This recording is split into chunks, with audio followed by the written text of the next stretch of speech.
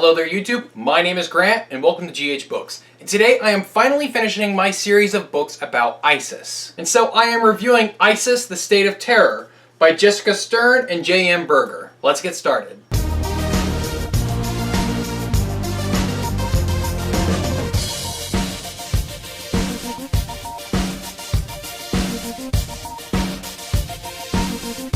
This book takes a different approach to the question that is ISIS. The other books I have reviewed focus much more on the roots of ISIS, of which this book does some of that as well. But this book talks much more about the current conflict with this radical jihadist group rather than how it started. It talks about the cyber jihadists and social media activists who try to recruit more fighters online, as well as the hackers who try to take over Western media accounts to try and show off their digital prowess. It gives a pretty comprehensive, detailed analysis of the CIA and the State Department's online war with ISIS, trying to take down Twitter accounts and all sorts of other things they're using to try and recruit and spread propaganda. One particular story of ISIS trying to wage the digital war was during the last World Cup, and ISIS would tweet out pictures and videos of atrocities they were committing with the hashtag FIFA World Cup. And people would run into it looking for news about what's going on with their favorite team, and then they would find videos of beheadings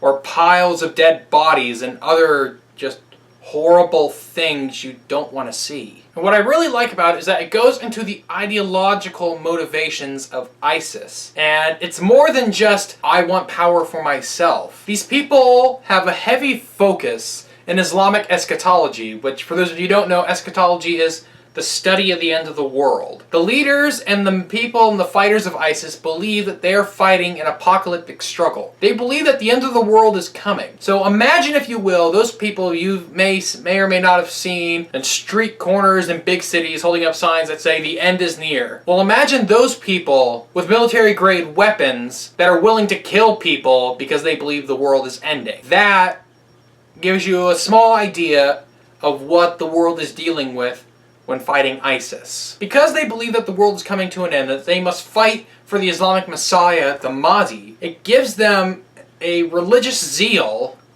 that allows them to keep fighting regardless of the threats to their own lives. And one important thing the author likes to point out is that the strategy being implemented to fight ISIS is not working. And it's not working because we're fighting ISIS like they're a terrorist organization rather than what they actually are. And that is a state. ISIS isn't operating like a terrorist organization. They are operating themselves like a state. They have held on to territory. They are governing territory. They are providing services for people in that territory. That's not a terrorist organization. That's a state in the making.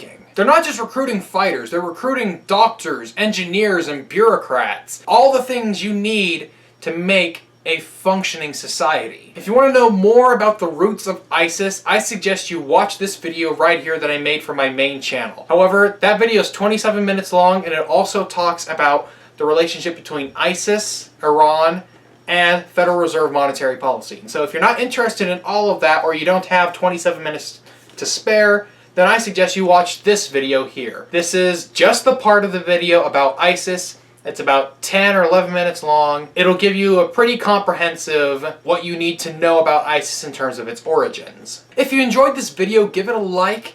And if you aren't already, then subscribe to the channel for more content like this. Thanks for watching, have a great day, and keep reading.